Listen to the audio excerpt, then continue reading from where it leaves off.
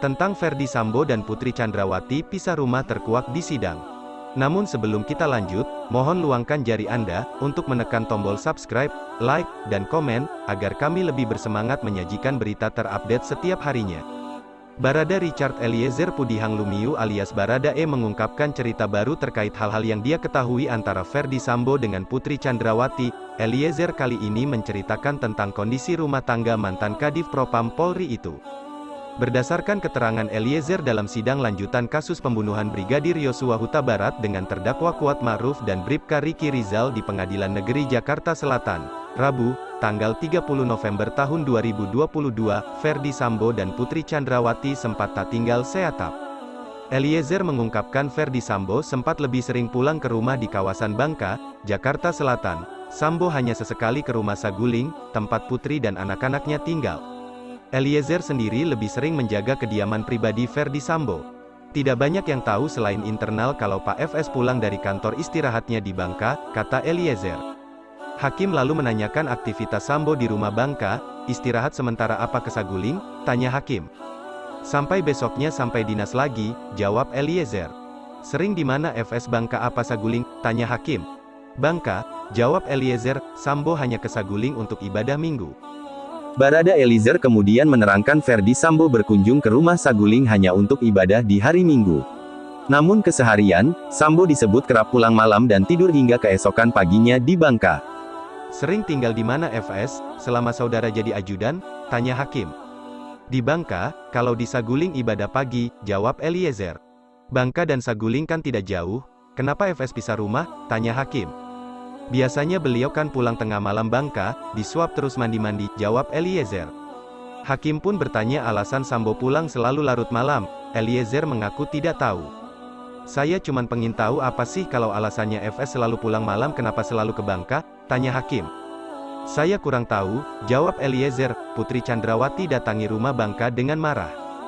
Pada Juni lalu, Barada Eliezer menyaksikan suatu kejadian yang membekas di ingatannya. Kejadian itu tak biasa. Bermula dari dirinya yang sedang piket bersama Yosua dan ajudan lainnya, Mateus.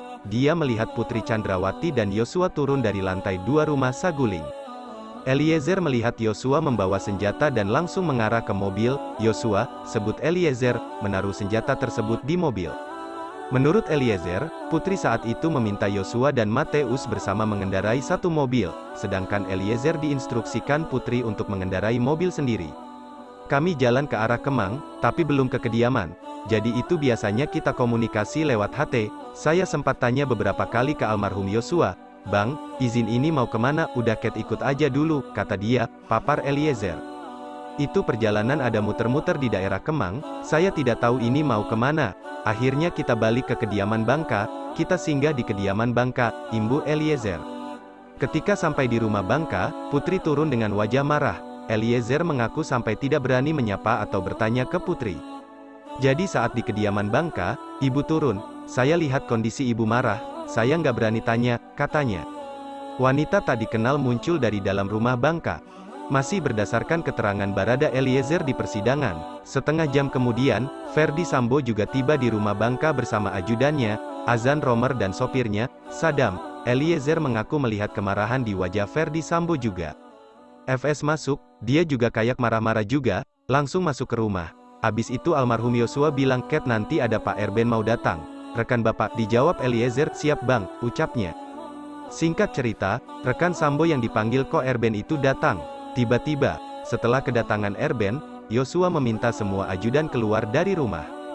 Almarhum bilang sama Mateus, tidak ada selain kami berdua. Maksudnya Yosua dan Mateus yang ada di dalam area rumah kediaman Bangka, semua, ajudan, nunggu di luar, tutur Eliezer. Eliezer menyebutkan dia berjaga di depan rumah bersama Farhan dan Alphonse, kemudian, di belakang ada Romer, Sadam, dan sejumlah asisten rumah tangga Sambo di rumah Bangka. Tidak diketahui apa yang terjadi di dalam, namun, sekitar 2 jam kemudian, ada wanita yang keluar dari rumah Sambo. Eliezer mengaku tidak pernah sama sekali melihat wanita itu. Sekitar 1 jam, 2 jam, baru tiba-tiba ada orang keluar dari rumah, pagar kami tutup, dia ketuk dari dalam rumah. Saya bilang Alphonse, ada orang keluar, dia buka pintu, tiba-tiba ada perempuan. Saya tidak kenal dia, terang Eliezer. Wanita tak dikenal menangis dan tinggalkan rumah Sambo. Eliezer melanjutkan ceritanya soal si wanita tak dikenal. Wanita itu, lanjut Eliezer, terlihat dalam kondisi menangis. Eliezer pun bertanya-tanya dalam hati soal sosok si wanita. Nangis dia, baru ini, saya lihat, siapa ya? Karena saya nggak ada waktu dia datang, saya lihat di dalam ada Pak Erben juga di depan rumah, jelas Eliezer. Saat itu, wanita yang tidak diketahui Eliezer itu mencari drivernya. Setelah bertemu dengan drivernya, wanita itu langsung meninggalkan rumah Bangka. Perempuan itu bilang nanya driver dia di mana. Saya lari ke samping panggil drivernya, mobil Pajero hitam, baru drivernya datang. Perempuan itu naik langsung pulang, ungkapnya. Sejak kejadian wanita menangis itu, Sambo, katanya, sering ke rumah Saguling. Padahal sebelumnya Sambo ke rumah Saguling hanya ibadah pagi saja, Sambo lebih sering tinggal di rumah Bangka. Semenjak kejadian itu, Pak FS sudah sering kali di Saguling, pungkasnya. Menanggapi kesaksian Eliezer, pengacara keluarga Ferdi Sambo, Arman Hanis, menuding itu hanya dusta belaka. Arman meminta Eliezer membuktikan ucapannya itu. Keterangan dari Richard tersebut jelas tidak benar dan berbohong dalam sidang.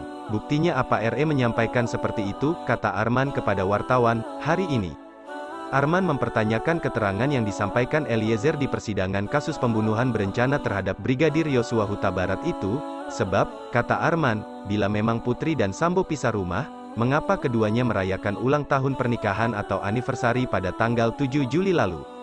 Kalau sudah pisah rumah ngapain merayakan anniversary di tanggal 7 Juli? Kata Arman, itu saja yang dapat kami sampaikan, jika ada salah kata mohon dimaafkan, karena kesalahan datang dari saya pribadi, yang tak luput dari salah dan dosa.